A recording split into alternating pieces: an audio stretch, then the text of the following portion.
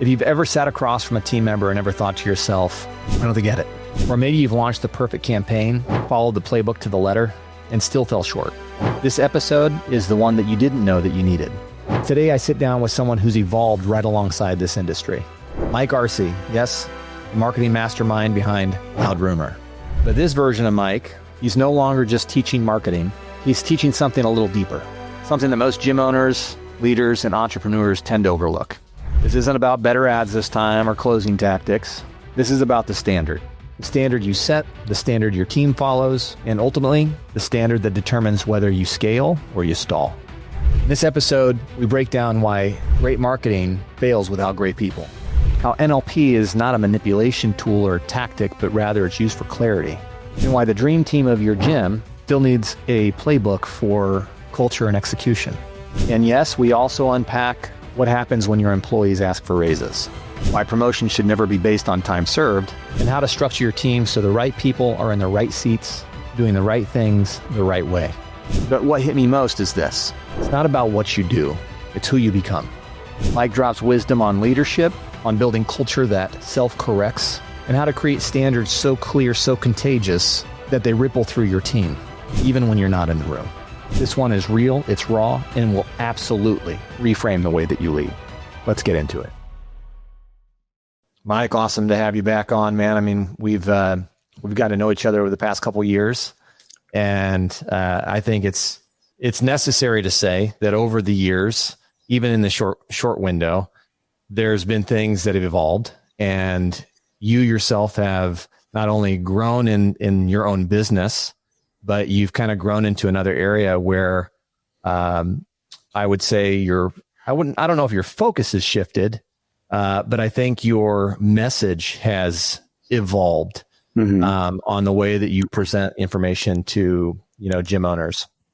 And so, I would say that focus has been more on like personal standards in leadership. And in the past, it was more kind of like marketing focused and how to generate more traffic in your gym.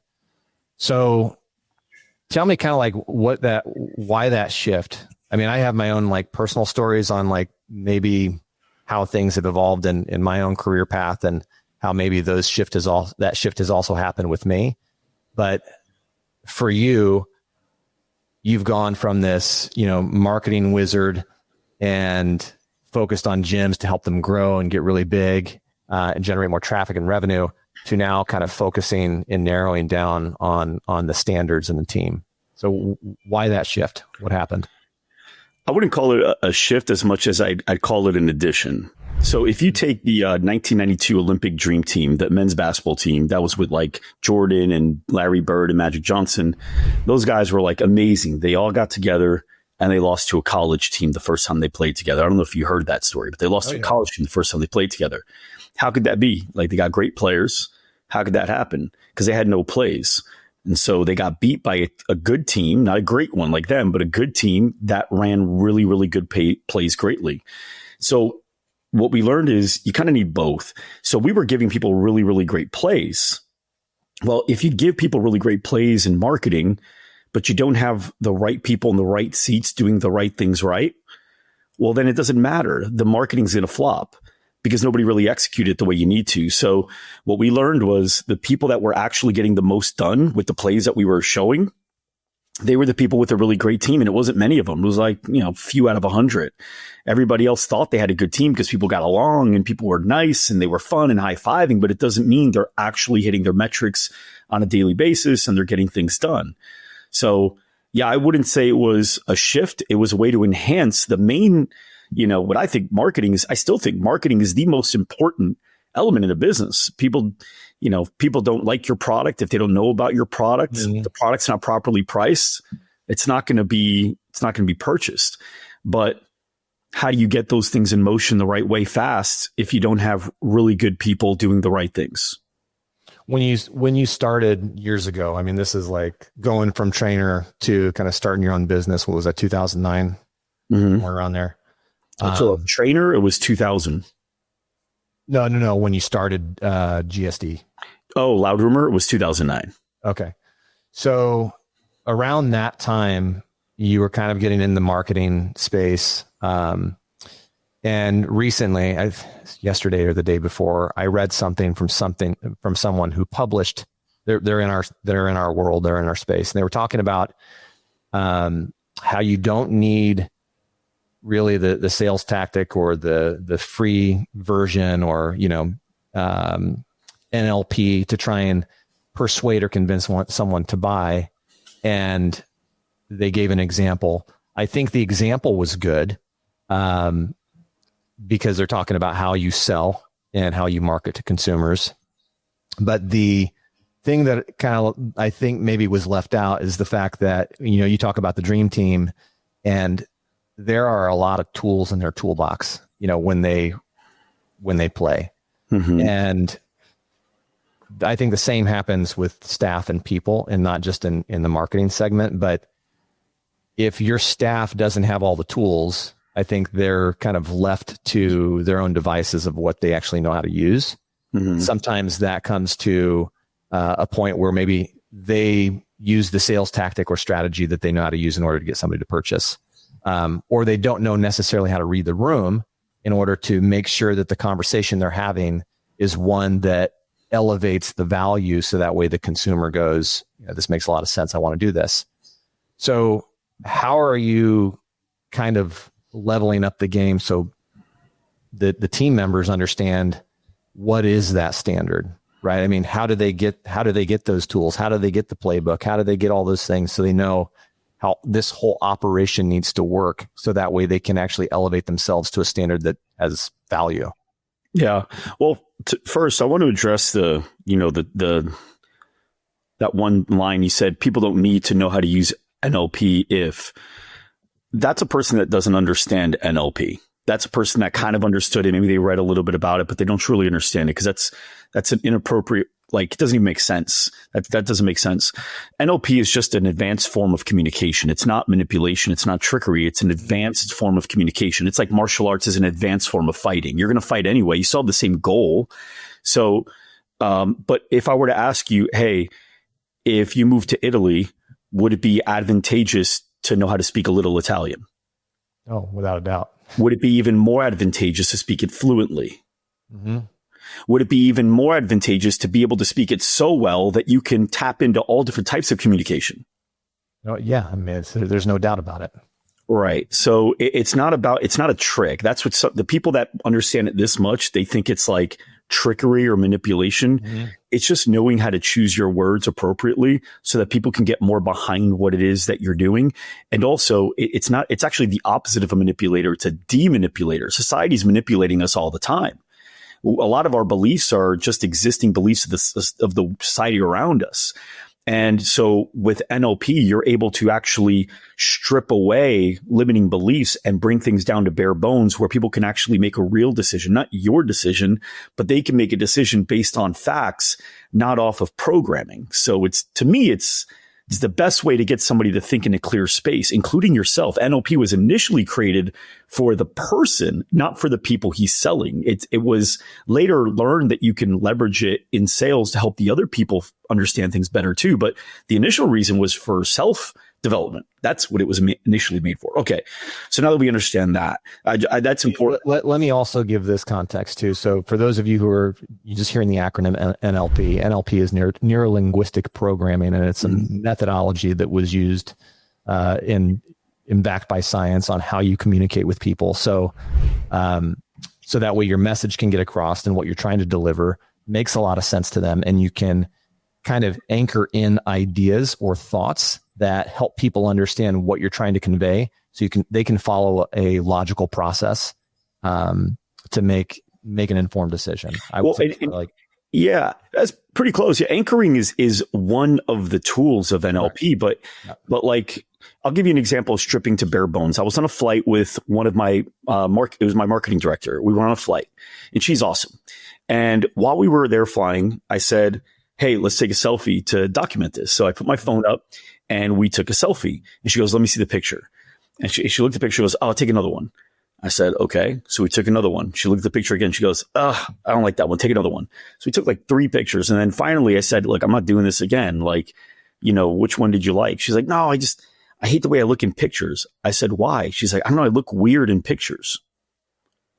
Okay. Now at that moment, the untrained communicator, like if a kid were to say, I'm ugly, an untrained communicator is going to say to the kid, what are you talking about? Or no, you're not, you're beautiful. Or but that's actually the wrong thing to do. Right. It sounds like it makes sense, but the kid's already convinced and all you're doing is pushing and pulling. It doesn't make any sense. So if I would have said to McKenna at that time, what are you talking about? You don't look weird. I look weird. If you do that, that doesn't help. But what I did instead was I went to bare bones so she can make a decision. And I said, you look weird. She said, yeah. I go, compared to who? And she goes, just like people. And I go, like which people? And she said, well, like people on Instagram. I said, I'm on Instagram compared to me. And she's like, no, like those Instagram models. I go, oh, are they judging your photos quite often? And she goes, well, no. And I go, do you judge your friends' photos in the same way? Like when they post? She goes, no. Do your friends judge you back? She goes, no. I go, so who are you posting this for specifically? And she goes, yeah, I guess you're right. I go, so can we post one of these? And she said, yeah, that's fine. 6 months later, we took a selfie together. I forgot all about this. We took a selfie together and she goes, hey, I just want to let you know something. I said, what? She goes, I haven't taken a second attempt at a selfie since that day on the plane. I've always posted the first one I took. I go, why? She's like, it's just stupid. Like, why do I care? Like, my friends look how they look. I know how they look. And I know that they see me the same way regardless. I was like, exactly. So I didn't manipulate her. I stripped away society's, like that's what everyone's doing, right? When I say everyone's a general statement, but a lot of people are taking 2, 3, 4 because they feel like that wasn't the best lighting or the angle or whatever. But in reality, like if I took 5 pictures, you would see me the same way you see me always. Not one of them is going to look better or worse, right? So anyway, to me, NLP is a way to strip manipulators to allow you to see things as they truly are so that you can make a real decision on your own that makes a lot more sense. So that's why I like NLP. And when you do that with your clients in sales, because the truth is there's this line that says people love to buy, but they hate to be sold. I don't think that's true. I think people don't like to be controlled. Yeah. And so when you buy something, if I go on Amazon, I'm in control, right? I made this decision. But when you're selling me, but it feels like you're making me like something I don't like, then I feel like I'm being controlled. I don't like that. But if you're selling me something, but you're doing it in a way where you're giving me some options on how to think or, like helping me, you're almost my buying assistant. Well, then I don't mind it. I've been sold before where I recommended the salesperson specifically to other people because I thought he was really good. So I think people just don't like to be controlled. And NLP is not a way to control people. It's a way to remove all the things that are already controlling you so you can make a real decision.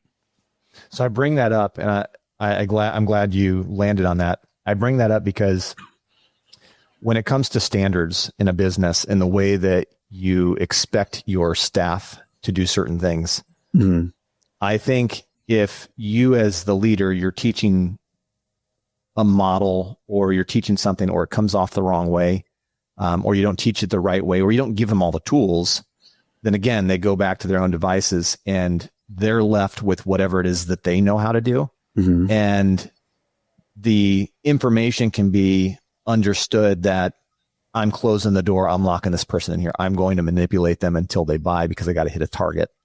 And this all started, like this thought of me having this conversation with you all started from a message that I had read about someone in our industry explaining that that's not what we should be doing. And I think on the other side, there's plenty of people that I've sat with and sold personal training to, and they come back to me years later and say, had you not sat down with me and walked me through this, I wouldn't have purchased. And usually they're like the first time knowers, like I don't know if I can afford that type of thing. And once you go through the process and work with them and they realize that it's a decision that they're taking, and yes, you have to use logic with them so that way they can look at the situation from a different angle and not the lens that they initially saw it as. Mm-hmm. And then they see the value and then they make the purchase. But yeah, it may take some time to walk them through that, much like your example with your marketing director who's with you. walking her through that process. And 6 months later, she comes back to you and she goes, you know what? I never second guess it, right? I just take the photo and go. Yeah. And it's because you were able to help her overcome a block that she had, an emotional block. And I think that's the same thing with individuals who come into a gym when they're looking for that support or that solution. If they don't have someone there to help them overcome whatever emotional block they have, then yeah, they are going to walk out and they are going to leave. And you did them a disservice without understanding some of these other tools and sets. So how do you set those standards within the business so that way your team has the right set of tools? Yeah, well, one of them is, and not to make this an NLP conversation, because it's not supposed to be that necessarily, but it is to communicate effectively to my team and to teach the gym owners we work with and the businesses we work with outside of the gym space as well, to teach them how to communicate with their team. And I don't ever see it as like I use NLP on my team. That's like a person that's been training in martial arts for 20 years, right, that when somebody goes to punch him and he goes like that and he blocks it, he goes, I used Muay Thai.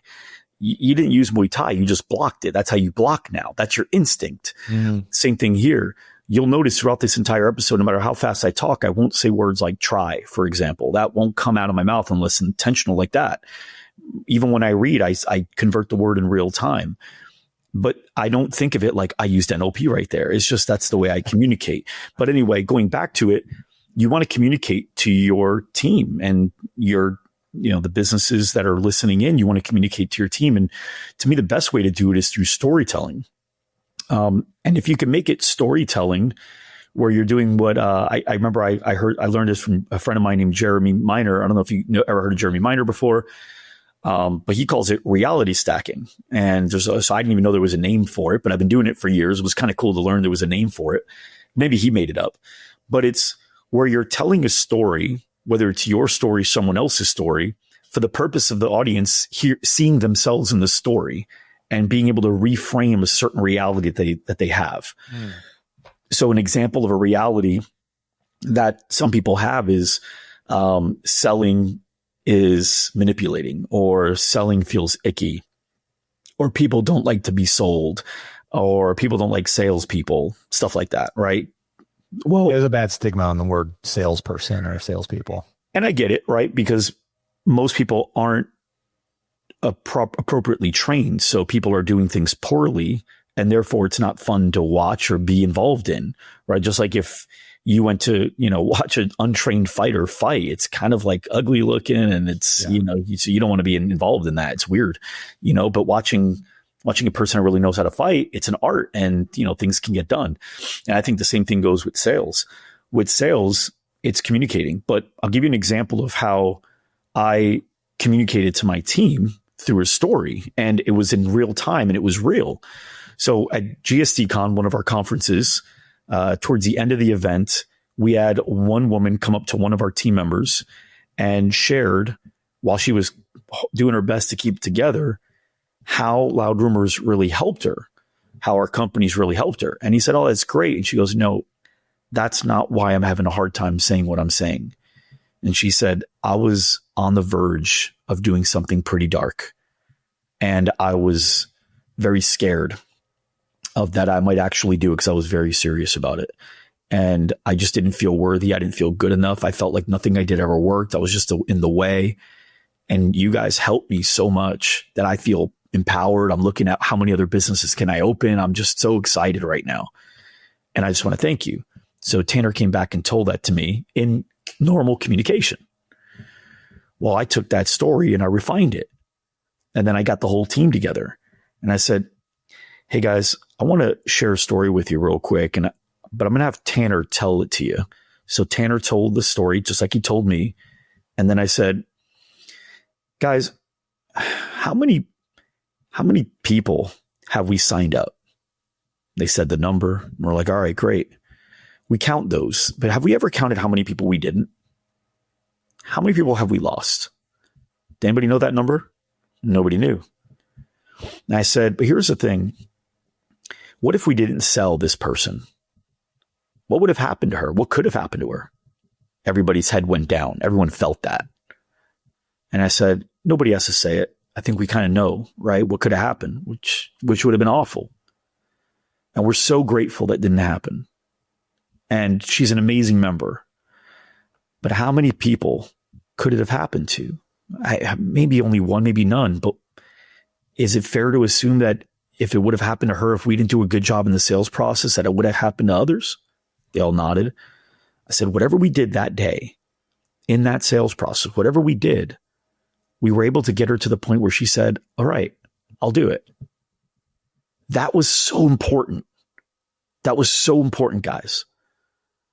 So when we're sitting down with these people, I get it. Right now, we're probably just looking at this as, hey, we can help them make some money. And they're probably been sitting down here thinking, maybe we can make some money. But it could be much, much deeper than that. And to assume the simple is kind of reckless. But to assume like best case and worst case scenario, man, like those are the ones we're fighting for. We don't want to lose those. So from now on, guys, when we sit down, we're talking, I want us to think of her. It's not about making a sale. It's about doing what we just did over and over and over 1,000 times. You guys make sense of that? They all said, yeah.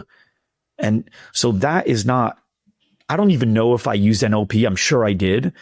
It's not even a thought of mine. It's just a way of communicating to help people see things in a new light. And that's true. That's not manipulative. Nothing about that was false, right? There's no trickery in that. That was just, you were already wired to think sales is I get somebody to say, yeah, I get commission. They have a contract. Move on. Next. But now it's like, look at the real impact. Look at what you're really doing, right? So I think a lot of it's that, but that same technique of storytelling, that's used with everything. With standards, the same thing. Guys, how you do anything is how you do everything. You know, we've heard that before, but do we truly live it? When you walk by and, you know, you let the phone ring off the hook 2-3 times, it's not that big of a deal. I get it. But what happens is now other people see you leave that phone ringing and they leave it ringing. But then the next thing, it's something else. And then it's something else. And little by little, it becomes something. Anybody ever see that? I remember one time, and then you go to the story. I remember one time my room was pretty clean. And then I saw a sock out. And I was like, I'll get it later. And I don't even know what I blinked and my room was a mess 3 weeks later. What happened? That sock became a shoe. That shoe became a shirt. That shirt became a piece of paper. And next thing you know, I had what I had. But what if I picked that sock up? So everything that we do here, this is our home. This is the way we treat it. And if we can't treat our business with the utmost respect, why would anybody think we're going to treat theirs any better? So a lot of it's storytelling. A lot of it's helping them really understand like how it would look. Sometimes even putting them in the shoes. Let me ask you something. If there, would you ever like go to a barber that had a really bad haircut? Would you go to a dentist with really bad teeth? Would you let somebody help you pick out an outfit that looked really terrible in theirs? Probably not. Why would you let somebody help you with your business if you can't keep yours truly organized? When you say you're going to call someone back at 8 o'clock, you don't call them at 8 o'clock on the dot. When you say you're going to send them an email right after the call and then the email comes in a day later, that's not the way business is done. Mm-hmm. So a lot of it's creating like visuals, stories, so they can see it, but more importantly, they can see the impact of it. So how does this, I guess I should say, why this book now? The Standard is You. So why did you kind of evolve into this position where, because what you're talking about right now is the messaging that maybe the gym owners or the business owners have to convey to their team, or maybe how you use NLP in a sales conversation when you're sitting down with a customer or even your staff. Why? Because you've written other books, some in marketing, some in sales.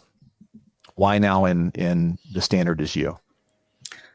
So, yeah, we taught marketing solely. And when we did, some gyms grew, most barely did. We did sales books. Some gyms grew using it. Most barely did. We did the same thing with retention stuff. Some grew, most barely did. Barely did. So what, like, is the industry? Well, partially, yes. And I'll get to that in a second. But then all of a sudden, when we started working on something else, we blew that out of the water. Okay. So why did I say maybe it's the industry?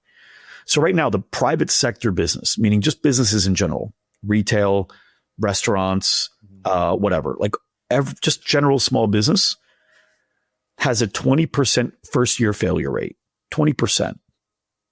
Okay. We probably heard that before, but what we might not have heard is that in the first year for gyms, 81% first year failure rate. 81% of gyms fail within the first year of being open. It's hard to believe because I feel like I don't see them, but the reason I don't see them is because they're not the ones working with people like me. Right. They just open and fail. They don't go to help. They don't go to me or anybody else. Yeah, they never got to that point. Yeah. They never even got there. Right. But 81% of gyms fail. So it's 4 times more likely that you're going to go out of business within year one than if you opened up an average other business within the private sector market, right? Anything else. So yeah, the industry is already very, very hard. Now, another interesting thing is that only 9% of the average small business ever makes it to $1 million in annual revenue. This is updated with 2024. Only 9% ever make it to $1 million in annual revenue. In the gym space, it's estimated it's less than 0.5%. Less than 0.5%. I mean, think about that. I didn't know that stat. That's low. It's extremely low. Yeah. Now, here's what's also important. If you came to our event, last one, which, by the way, come to our next one, you'll see it. But more than 40 Arizona again. Mm-hmm, more than 40% of our gyms do $1 million a year. Of those, about 28% of them do over $100,000 a month, which is more than the $83,000 a month needed to get to $1 million. And we have about a dozen that are doing over $115,000 a month. F45s on average do about $21,000 a month. We have 3 that we're working with that are doing over $100,000 a month out of the 5. And these 2 are doing 90 and 80. And one of them is doing $141,000 a month. Okay. So what the hell's the point? Is this a brag fest? No, it's because now we figured something out because we weren't doing that with F45s before. We weren't doing that with all the other gyms before. This is the first 18-month period where we're noticing this massive shift in results. To your point, do you think it's industry? Part of it's industry? No, it's people. The industry still sucks. The industry's not getting better. That 81% is as of last year, but we were already seeing the numbers climb last year. But more clubs are opening. I don't know the reason behind it. I would be guessing and speculating. But what I will say is that historically, over the last 10 years, the failure rate has been much higher to open a gym than it is to open private sector. And the most recent one is at 81%. However, there has been 3% more gyms open from 23 to 24. There's 3.27% more open gyms. But still, it's not 81% didn't succeed. It's 81% fails, closed, right? So they're closing still, right? But we don't see those numbers. Okay, so what does that mean? What we focused in on now is not just teaching marketing tactics, because we did that. And the numbers that we had in our business were just barely better than what we saw out there in the market. It's not just sales. It's not just retention. We had to teach people. We had to teach people how to build really good teams. Because when you have people really building really good teams, the plays that we're running, the plays that you guys probably run or teach, the plays that most of these guys are out there teaching, whether it's, Gym Launch or I don't know, all the other guys out there, all those plays could generally work really well, especially if executed well. But that's the point. It's that the people behind them, they're not running them. Mm-hmm. If you take a play that works really well in the Golden State Warriors and you give them to a bunch of scrubs at LA Fitness, it may not work the same way. Yeah, it probably won't work at all. Yeah, especially if they don't want to do it. Right. So what we've really focused on is that 4 R's. Get the right people in the right seats doing the right things right. Right people is culture fit. Do they fit our culture? Now, people generally do okay here. Right. And that's actually the only reason they keep their job is because there's this optimism of, I know if they just did this, if they just did that, I know they could be good. Oh, but everyone likes her. Yeah. Okay. Get it. I get it. You're hanging on for this one. But now the next thing, are they in the right seat? So if the manager is accountable for getting certain things done and they're not, maybe they're not in the right seat, but everyone loves her. I get it. Maybe she's in the right place, right? She's the right person as far as culture fit, but she's in the right seat. Shit, everyone on the Patriots might like me too. Doesn't mean I should be the quarterback, right? If I'm not getting the job done. So right people in the right seats doing the right things. Well, what do the right things mean? It means working on the stuff that actually will move things forward. With marketing, everybody really focuses on advertising. A lot of people, when you ask this question, if you were to survey 100 people in your next event or next time you're doing a survey, ask them, what's the difference between marketing, promoting, and advertising? A lot of people will struggle with that. They see it as the same thing. But in reality, advertising is a component of promoting. Promoting is a component of marketing. It's one of the 4 P's, but there's 3 other P's. There's product, there's place, and then there's price. So these are 3 other things that are part of the marketing section. And everyone just focuses on the promoting part. But even within advertising, there's a bunch of other stuff.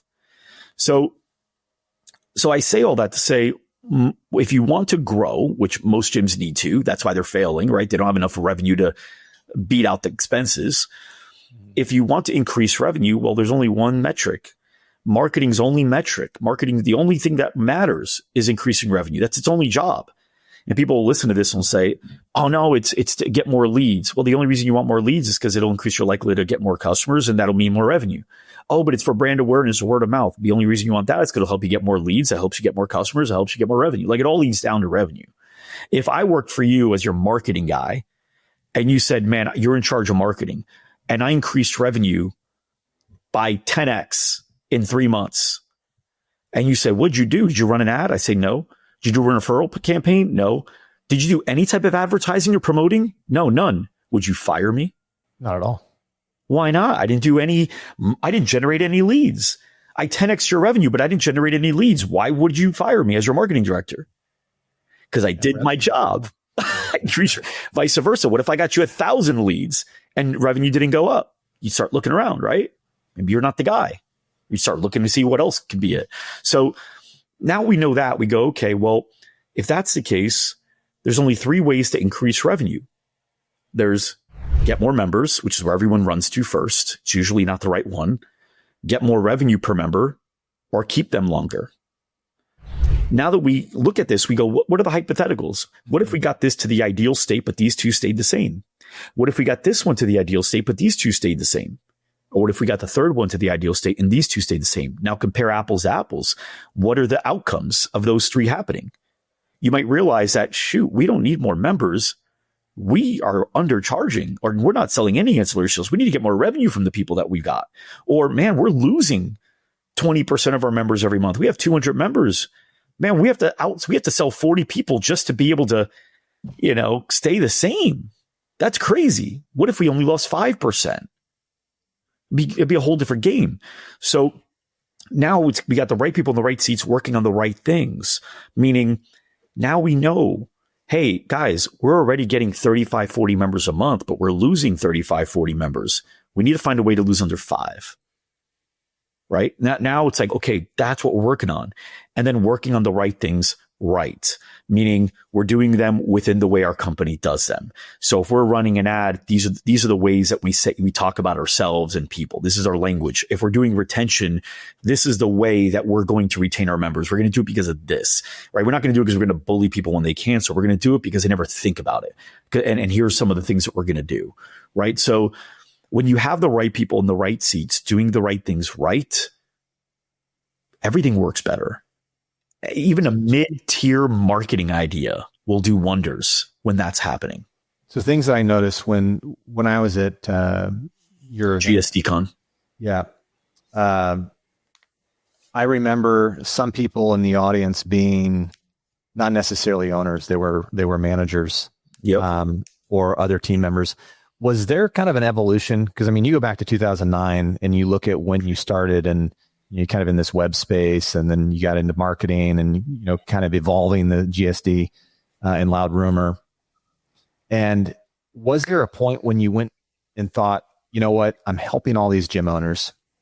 Certain things aren't sticking, right? You do the marketing, you're doing the ads, you're helping them with their website, you're helping them with, sales and NLP and how to coach and how to develop. And then were you going, you know what, maybe I just need to get some of their staff in the seats here at this event? Because if I do that, maybe they will learn too, because maybe they're not coaching their own team members the same way that they're getting coached from me. Was that kind of the evolution? And then you go, you know what, maybe I need to write a book about this. Yeah. So the evolution was a couple people brought them. They asked if they could bring, like a couple of the owners asked if they could bring their managers. And I said, yeah. And then it wasn't so much that we taught them what to do. It was something else. So are you the type of person that would cliff jump into water? I don't know if you are or not. Like, would you jump off a normal cliff into water? Yeah. You would, right? I have a low risk tolerance. Okay. Let's say it's even just a little cliff, something that you would find okay. Now, you get to the edge of the cliff, you see water at the bottom, but nobody is on the cliff and nobody's in the water. What's the probability of you jumping in? You don't see anybody else doing it. I'd probably go down and then check and see if there were rocks in the way that I might hit. Yeah. So now what if you walked up to that same cliff and there was a line of wet people waiting to jump off again because they've already been doing it all day? Would you do the same thing? Yeah. So now your confidence is high because you see other people doing it, right? Mm-hmm. Well, what we learned was when people are coming with their team, the goals that seemed unreasonable all of a sudden seem small. You take a gym where, the owner is asking the employee to get at least 2 referrals a day and they think they're out of their mind. I mean, how are you going to get, that's impossible to get 2 referrals a day. That means we got to get 60 a month. And then you go to a conference and you meet 2 or 3 managers that for them normal is 100 a week. Your whole game, you were complaining about 14 being unreasonable. The whole belief system is shifted. There's this really cool story of the 2008 Olympic team, men's basketball, same thing. And they were, I think, in Paris. And it was their first night there. They all went out. And they got back around 4 or 5 in the morning.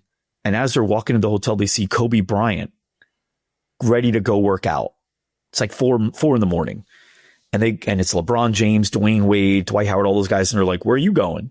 He goes, I'm going to the gym. I got work to do. Now, these guys are just coming back from the club to go to sleep. They get in the elevator, said everyone was quiet. They just looked at each other. And then they realized there's levels to this. From that day on, everyone was on Kobe's schedule. So, but that wouldn't have been that way if Kobe didn't do it. They needed to see it. Mm-hmm. Now they realize there's another way. That's why he's Kobe. Right. And so now all of a sudden waking up at 4 wasn't unreasonable. Skipping a night out seemed logical. It seemed stupid to go out. We got work to do. We're blessed to be in this position. Well, it's the same thing when you hear people closing 80% and your owner's asking you to close better and you're closing 25 and you thought that was reasonable. When the owner is, when all of a sudden the owner is asking you to, fix their attrition because you're losing 14% and you look at studios that are bragging about a 1%, 2% attrition, you all of a sudden not only realize it's possible, but you get to ask questions. So yes, absolutely. The gyms in our program are going faster than ever. But the main reason they're going faster than ever is because I provided a bunch of cliffs with a bunch of wet people lined up. And now all the things that were already there, the cliff was always there. It was always there. Cliff representing the marketing idea, the sales idea, the play, whatever. The cliffs aren't changed. The difference is I provided a line of wet people for people to have more confidence and excitement to execute. Mm-hmm. The belief is there. So 100%. And the standards automatically raised, just like it did with Kobe. Kobe didn't tell them you must. They just realized they saw themselves differently. They want to be that they saw how cool it looked. When that manager goes, oh yeah, we get about 100 referrals a week. They looked at this person like, holy shit, who are you? You want to be that person. No one has to tell you to. You just want to become it. You start taking actions, right? And then the cool thing is it's not isolated to just referrals. That type of behavior will shift other things outside of just that one. Everything gets better. So you're using sports analogies, and I'll give you one here. So I've always said that not everybody is a coach. Not every player can be a coach, and not every coach can be a player. And, we've seen this in all sports across the board. So even some coaches have never played the sport, but they've coached it their entire life. So you look at that and you're talking about placing people in the right seat. And I think that comes down to a coach or a business owner having the ability to have the vision to identify where that person needs to sit. And sometimes that person thinks they need to sit over there. but then all of a sudden the coach says, you need to sit over there. And we don't know which one might be right. So that can just like crumble a business in itself, right? Because if you don't have them in the right seat, then you're in trouble. But also if you don't have the business owner to be able to identify who needs to be playing those positions, you're also going to lose the game. So how do you teach that? How do you help business owners understand what seat each person in your business needs to sit in? Well, I think first is by, again, storytelling. But I'll tell you right now, for me, this is an example of one that my team, my members have heard me say. You don't want me to come in and be the CEO of your gym. I wouldn't make your gym better. I wouldn't run your gym better than you. That's not me. I'm not a player. I'm a coach. I've helped a lot of gyms become incredible players. To your point, yeah, some players have been coaches, some coaches have been players, but here's an interesting fact for you to add to that statement. There is no such Hall of Fame player that went on to become a Hall of Fame coach. Mm-hmm. There are Hall of Fame players that became coaches. There are Hall of Fame coaches that once played, but nobody was Hall of Fame status in both. Not one. Bill Belichick didn't even play football in college. He played lacrosse. Popovich didn't play. He played in the Navy or something like that. He didn't play in the NBA, right? So Mike Tyson's coach, Cus D'Amato, you wouldn't know his name if it wasn't Mike Tyson. Tiger Woods was his dad. So the point is, you're either a coach or you're a player. Number one, identifying that. So when I tell the group, hey, I wouldn't be a good gym owner for you guys. If you wanted me to come over as a gym owner, even if you paid me more, it would end up costing you more. I wouldn't make it as great as you think. Doesn't mean I don't have the tools to do it. It just means that what gives me energy, that makes me pull to do certain things consistently at a high level day in and day out without getting tired, doesn't align with the needs of the job. Mm-hmm. I wouldn't do the job well. I would find a way to get distracted, or I would procrastinate certain things that need to get done in order for growth to happen. And then what I do is I shift and I go, the same thing goes here. Guys, some of your people, they could be great coaches. They could be, but it doesn't mean they will. Just because they have the tools doesn't mean they have the energy and the excitement to do all the things around just teaching the class. Same thing with the manager, same thing with a salesperson or a front desk person. It's important that you understand the matrix of the can, the can't, the will, and the won't. Some people can, but they won't. That's me with running a gym. I can do these things that would make it successful. I just won't. I'll do it for about 100 days and I get bored with it. Next thing you know, I've started doing other things that are more interesting to me. So what do? You ask I mean, this is the philosophy that I use when I'm working with athletes like football, because I help coach youth athletes programs. And usually I'll just ask the kids, because they want to have fun. Where do you want to play? What position do you like? And I'll let them try out a few things and find out where they find happiness or joy. Do you feel like that kind of on a very basic level, you could use that same way of identifying maybe the right team members for the right seats? Well, you got to start with the functions first. So the first thing you want to do is you want to build what we call a who what chart. That's one of the tools that we have. So who is doing what? And you start with the what's. So you go, okay, these are the what's. These are the things that must be done in the gym, right? In order for the gym to function and succeed. These are the what's. And it's like sales calls, lead generating leads, handling cancellations, right? Like all that. And then the who's are who's accountable. Now, it doesn't mean responsible. Accountable and responsible are two different things. Accountable means I go to you when it's not done. Responsible is just, if you could word the word responsibility, it's the ability to respond. So you, Michael, might be accountable for that phone getting answered. However, everyone can respond when that phone rings. Everyone has the ability to respond.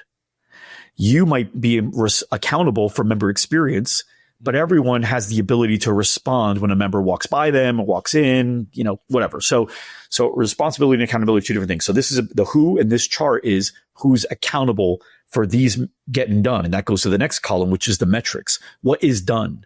What does success look like in this? Sales. Okay. This % close rate, leads generated, right? This many leads, whatever. So you got the who, what chart and the metrics that define success.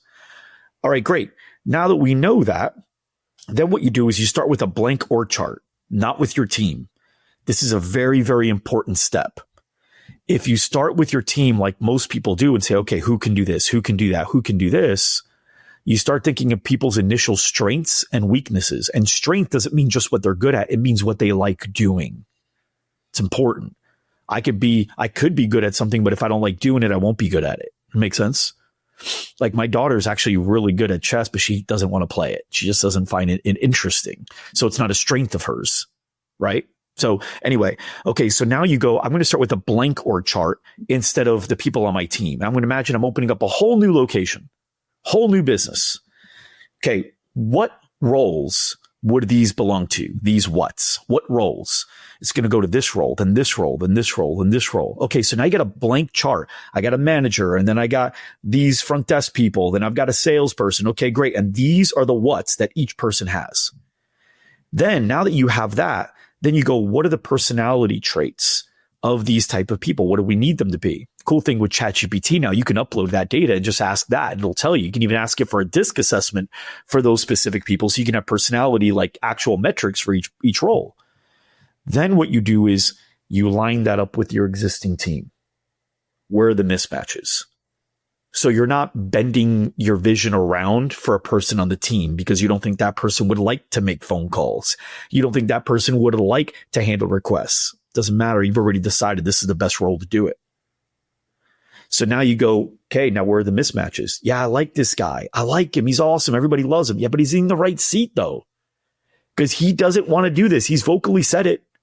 When you ask him to do it, even if he said, okay, I'll do it, he barely does the bare minimum, and he kind of like you have to push him to remind them to do it.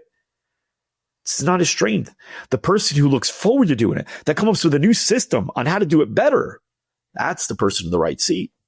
That leads me into people getting promoted. So I remember intentionally at one of my gyms, I could have easily picked up the garbage that was on the floor, and I just kind of left it there. Mm-hmm. And I wanted to see how many team members actually walked past it before it got picked up. And I mean, it was more than I wanted for the number of people. I wanted nobody to walk past it. Mm-hmm. But that kind of led to this ownership idea of, I didn't have everybody on the team owning what was going on around the gym. Mm-hmm. And then people would come in and ask for promotions. And it was always hard for me to think, this person wants a promotion. And like the first thing that comes to my mind is like, why do they even deserve it? Some people would ask for promotion and they were deserving, but a lot of times the people that were getting promoted were people that I promoted prior to them even coming in asking for a promotion, because it was obvious and warranted. I have an example of a girl that's on our team right now today, and she's going above and beyond. She's doing things outside. She's, responding to things. She's not accountable for it. And she's responding to things very late at night or very early in the morning and helping other customers. And she's doing it well. And I look at that and I'm like, you know what? She has an opportunity here where she's going to level up and get promotions. So what are the traits for you that signal when somebody should be promoted? And how do you build that culture within your organization so people aren't asking for promotion? Like there's this kind of like standard, like especially in corporate culture, it's every 6 months or every year. I'm going to sit down and talk to the supervisor. We're going to go through a 365. And then, they're going to check things off and I'm going to get my standard 3% raise or 5%, whatever it is. Mm-hmm. How do you control that so the culture isn't that? Are we talking promotions or raises? Those are two different things. Sometimes both. Okay. Both. So they're different in how you handle them individually. Sometimes a promotion doesn't necessarily mean a raise. Well, most often it does. And very often a raise doesn't necessarily mean a promotion, right? So we'll start with the raise because that's the easy one. If you don't have it already, there should be a system within your business where people know how they can earn more money. It's never tied to time. It's it's tied to outcome. So let's say if you worked for me, if you were a sales guy, that'd be easy, right? You make more money based on how many sales you get, right? You wouldn't get a sales guy wouldn't get a raise, right? Mm-hmm. If you're a marketing guy, I would say, hey, listen, here's how many leads need to be earned for me to justify your pay, right? So for example, let's say I've decided, there's another thing. I don't think people work backwards. I think they just kind of go by market, right? But you want to be able to understand what you want out of it. So for example, let's say I've determined that for me, a $150 cost per lead is worth it for me, because by the time I get that lead booked, showed, closed, and the average lifetime value for me is about 40, 50,000, depending on the product they buy, right? So average about 43. So I go, okay, I can afford to acquire a customer for about $4,000. Not that I do, we were about 2,500, but what that means is $150 per lead based on everything else. That's what I need to generate. Okay, great. So let's say you come in and your job for me is to generate leads. That's the main reason I hired you. I want you to generate leads for me. You're one of my lead gen people, right? That's your main role. I go, great. So here's the deal. Your number one metric is lead gen. And I'm paying you $75,000 a year, right? Now, in my head, I know that you have to add about 15 to 18% of that for benefits and taxes. Mm-hmm. So that's $86,250 a year is what that person costs me. Divided by 12 months means they cost me about $7,187 a month, $7,187. Divide that by 150. I know that they need to generate me at least 47 leads a month, 48 because it's 47.9. So your quota for me is 50 leads. That's your quota. That must be hit. Quota is a required result. Goal is a desired result. They're two different words. A lot of people use those synonymously. Quota is a required result. This must be hit for us to make sense of this relationship continuing. Okay. So 50 is floor. This is how you stay here. Then what we can say is either A, it could be commission or bonus. For every lead above 50, we give you $50. Or $25, whatever, right? Or you could say, if you're able to generate 75 leads, well, then you get a $1,500 bonus or $1,000 bonus or $500 bonus, whatever makes sense for you. You have to work backwards, right? You have to do the math. You could also say, if you're able to do 75 leads per month, 6 months in a row, we'll raise your base to 80,000. But your quota will also raise to 60 leads or whatever that math is, right? If you get a raise, your quotas go up, the requirements go up. That makes sense, doesn't it? Like the only reason you're getting a raise is because you feel you're more valuable. Well, if you feel you're more valuable, well, we should kind of raise the minimum, right? Like isn't that logical, right? Like, because you already believe if you're confident that you won't be able to give me the same that you won't give me more than just the same result, then why would I give you a raise? We should just keep you here and then just get on your bonuses or commissions. Same thing if you're the manager and I say, hey, your job is to get the monthly revenue to $80,000 a month by end of year. And we want to see a progression going towards that. So here's what the months look like. We're currently at 62,000. So here's what we'd like to see over time. We'd like to be here by June, here by July, here by August, here by September. These are the minimums. We want to see that growth. And then what we can say is once we get to 80, then you'll get a raise. So basically it's tied to outcome. So they know when they're going to get a raise. They won't ever ask because they know what the qualifiers are. Now, if they do ask, because you don't have these set up like most businesses don't, we've learned that 1 out of 35 businesses do not have this set up. So if that's the case and they ask you for a raise, then you never negotiate right there. Don't say anything here other than rescheduling.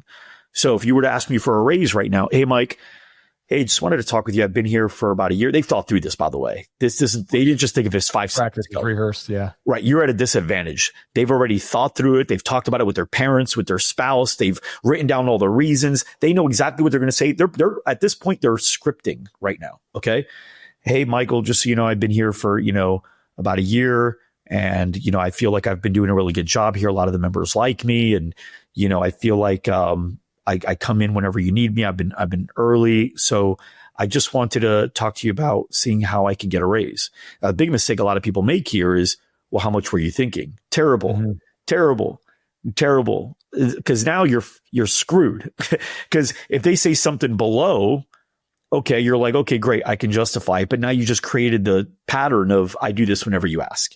If they say something high, well, now you're screwed because now you're not going to meet their expectations. It looks like you don't see their worth according to them, right? But there's no such thing as a self-worth. It's only a business worth when you're doing business negotiations, right? Your worth as a human's amazingly high. God made you special in every way for you. But for the business, your production in the company is your worth, right? Like I think I'm worth a lot. My kids certainly think I'm worth everything to them. The Lakers don't think I'm worth shit, right? So human worth and company worth are completely isolated topics. You're not the same. So you kind of put yourself in a bad position to where now you can't meet them at their perceived worth. So what you say instead is, hey, so Jane, I appreciate you bringing this to me. I wasn't expecting this today. So I want to make sure I have a chance to think through this clearly. It sounds like you might have as well. So let's circle back on this. I'd like to meet with you next week to discuss it more. How's Monday at 3? Right? So you've acknowledged it. You didn't say no. You didn't say yes, but it looks like you're taking it seriously. You're not winging it. And so now if you come with a number that doesn't maybe meet their number, if you come with a number, right? But it doesn't meet their number, they at least believe that you didn't just throw it out there. You've thought through it and you have reasonings behind it. Now, again, you shouldn't be in this position, but if you are and you go this route, in the meantime, between now and then, you have to think, what additional responsibilities or expected outcomes can I place on this person that would justify this increase in pay? So now I come back and meet with you. Hey, Michael, how you doing? Good. Hey, so thank you so much for giving me the time to kind of think through this. Truthfully, I should have probably had this conversation with you sooner, so when you would earn more money. And that's actually something that I'm currently building so that everyone in the team really knows at what point they'd be able to earn more. Because I'm sure it was a little nervous for you to come in and ask me for something like that, right? I know I would be. Yeah. So I appreciate it. I know it took a lot of guts, but I'm going to do my best to take that away in the future and just everybody knows exactly where they stand. Okay. Yes. Awesome. So here's what I looked at. I think you are doing a really, really good job. And I actually am excited to have you on the team. And what you've proven to me is that there's a couple areas that you do very, very well, but I also feel like you get a lot of energy out of it as well. For example, like with sales, I've noticed that you're the one that really enjoys talking to members. And there's something about when you talk with them, it looks like you enjoy. Am I wrong? Am I reading that wrong? No, I actually do like it. Yeah, I noticed that. I also noticed that when stuff kind of hits the fan, you're totally cool to come in and help clean up. If I need you, I know I can call on you. Do you feel that too, or is it just me? Yeah, I feel that too. Awesome. So there's a couple things that I could use some help with. And this is really how, I like giving raises. Normally it's not just, you don't earn income, you earn additional responsibilities. And what's tied to those additional responsibilities is more income. Does that make sense? Yeah. So I'd like to let you know, yes, you've absolutely earned some additional responsibilities here. And that would tie to more income. Would you like to hear what some of those are? Yeah. Awesome. Perfect. So here's what I'm needing help with. Number one is the schedule. I'm having a struggle. I'm having a time with it. It doesn't take me long, but it does take energy. It takes me 30 minutes or so a week, sometimes longer when stuff comes up, like people get sick. And I'd like to know if I can pass that on to you, if I could actually hire you for that one piece. Yeah, I'll take that on. Awesome.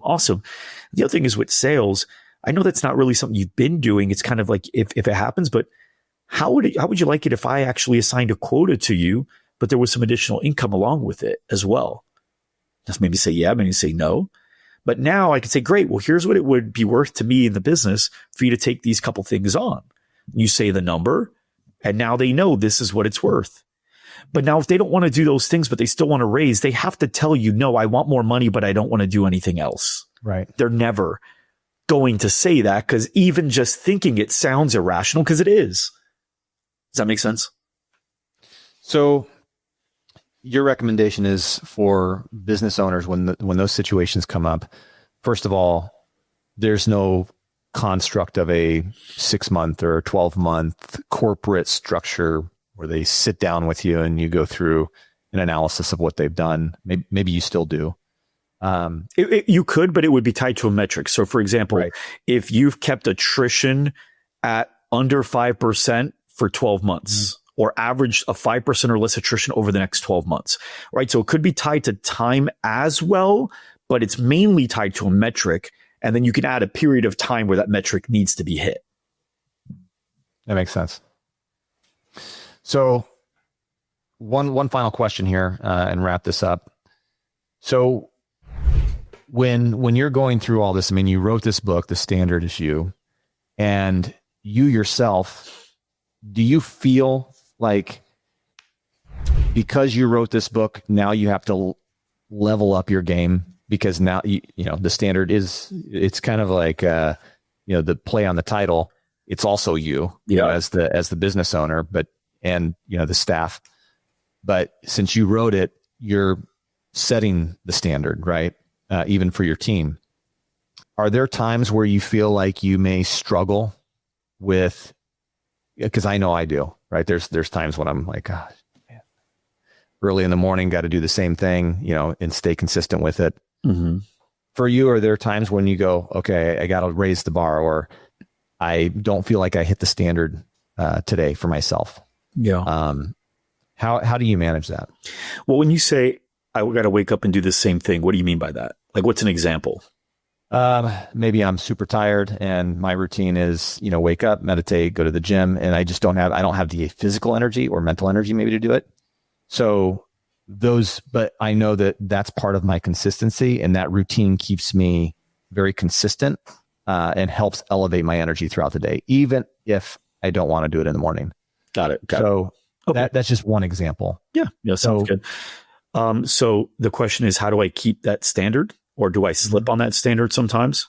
Yeah, of course. Of course. I'm not AI, you know, and I don't expect any of my people to be AI. By the way, this book wasn't written for the owner. It was written for the employees. Right. Now, owners are going to get a lot of value out of it. I definitely suggest they read it, because what you don't want is your employees knowing things that'll help produce things for the company and themselves. And you don't, but I'm pro employee. So this book teaches employees how to make more money, how to love their work more, and how to build a better culture, because everybody wants to love where they work. But instead of going, where's the grass greener? It's like, how do I get my grass greener? Right. So if you want a better boss, make your boss a better boss. There's ways to do it. A lot of people don't know that. They just go look for another boss.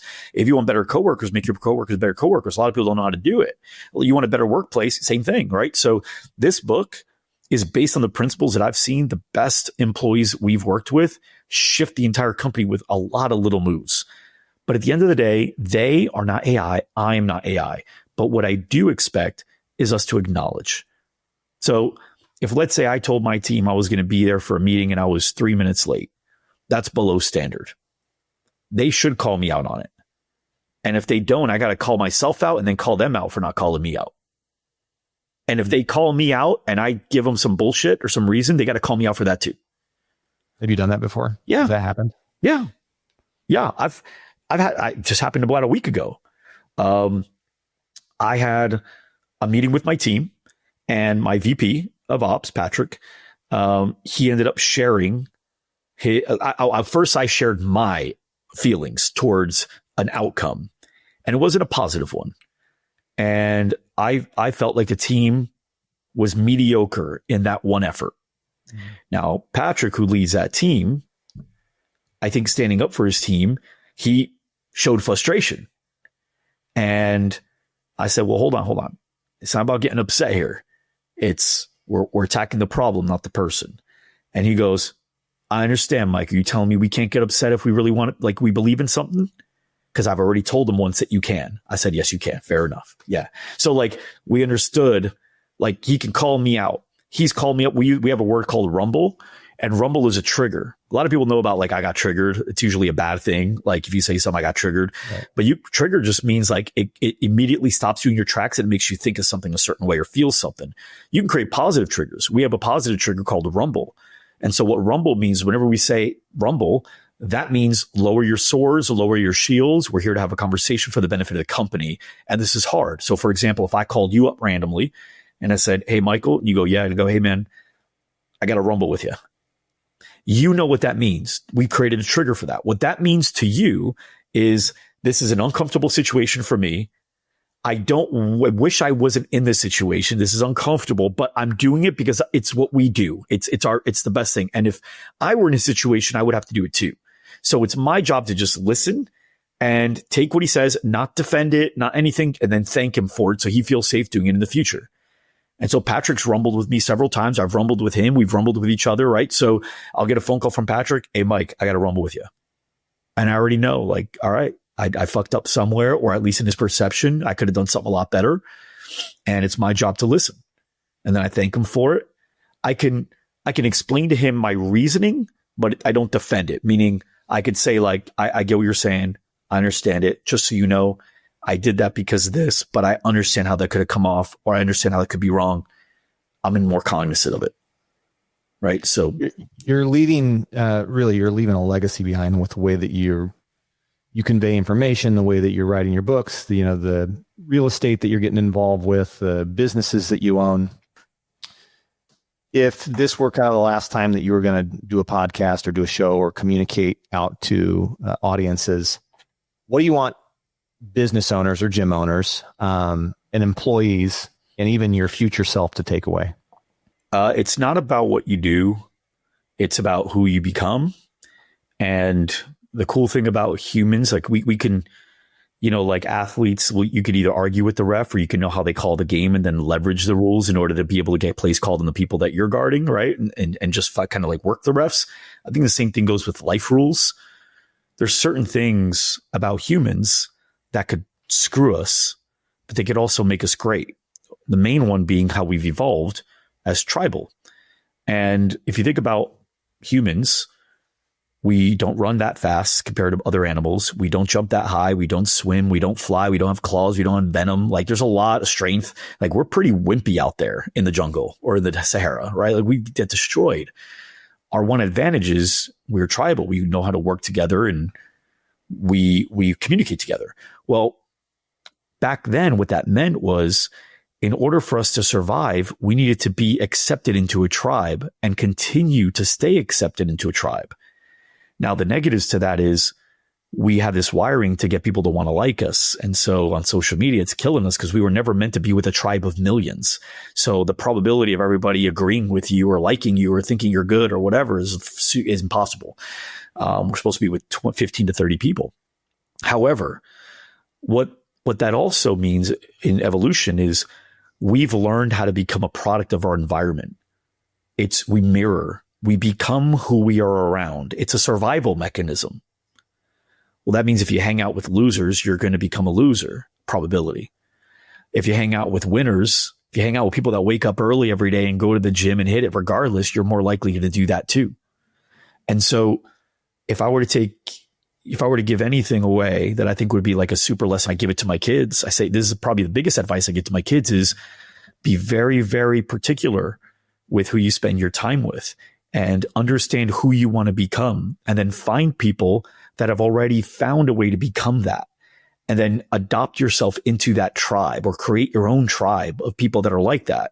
Because leveraging genetics, meaning you won't have to put any effort, it'll just happen. Leveraging genetics and wiring and evolution, you will become the person that you're aiming to by being around those people. Hang out with people that say dude all the time, you'll say dude all the time, right? If that's what you want to do, trust me, you won't have to put any effort, you'll just start saying it. So be very selective and also be very dismissive. If there's certain people that are not who you want to become, and you hang around with them because you feel like they're your friends and you feel like it's honorable to be friends with somebody forever, like, doesn't mean you have to not be friends with them. It just means you can't put them too much in your life. They can't be too much of your time. So that would be number one. Then after that, you want to be the person that reads more, hang out with people that read, you're going to start reading. You don't need a trick to how to read more. Like, you're just going to read, right? So all those things will happen. That's good advice. And I think you looking back on this 5 or 6 years from now, you're going to go, hey, I gave pretty good advice. I hope so. All right, everyone. Mike, thanks for joining. Everyone who wants to get the book, you can find it on your website, right, Mike? You can find it on Amazon. And where else can they find it, Mike? Yeah, they could just go to thestandardisyou.com. And that's probably the main thing. And you can follow me on Instagram for a lot of just business advice, period. If you liked what we talked about today, on Instagram, LinkedIn. I'm actually building out an entire process YouTube channel as well, just for general business content that would apply to all, including gyms. So stay tuned for that. Awesome.